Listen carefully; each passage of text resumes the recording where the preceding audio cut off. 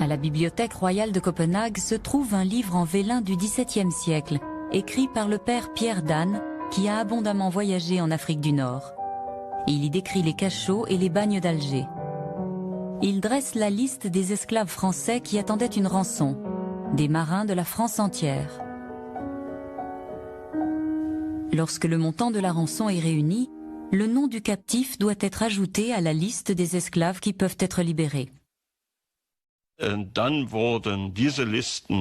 Les listes comportaient des descriptions individuelles.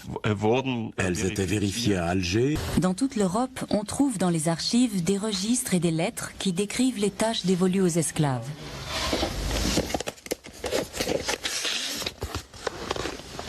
Voyons voir ces lettres. En voici une.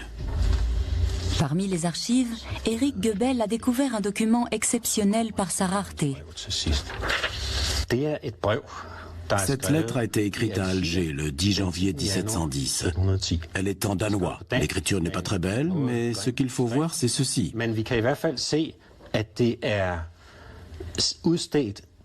Cette lettre est pour mon père, Jens Hansen, capitaine La Rhône, sur l'île de Bornholm.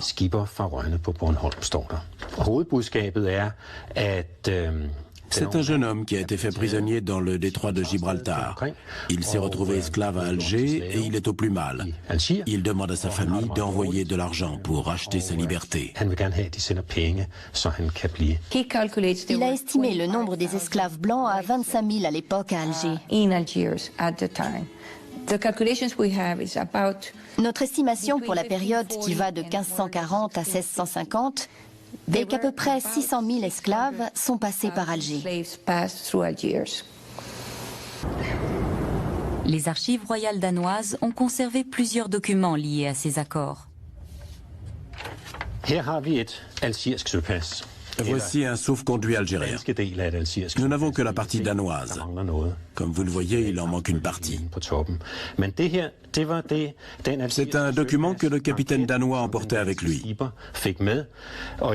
Ce sauf-conduit date de 1838. On est déjà quasiment à la fin de l'existence de ce système. Le vaisseau concerné est le Magdalene, immatriculé à Copenhague. Il a effectué un voyage depuis la capitale. Son capitaine était Jacob Ebert et il devait emprunter le détroit de Gibraltar. Les pirates algériens, de leur côté, avaient reçu la partie supérieure du document envoyé depuis le Danemark et qui correspondait parfaitement avec la partie inférieure. Le capitaine danois présentait sa partie, le pirate la sienne, et si les deux s'emboîtaient, cela signifiait que le navire danois venait d'un pays qui s'était acquitté du droit de passage. Le roi avait payé, donc le bateau pouvait naviguer librement.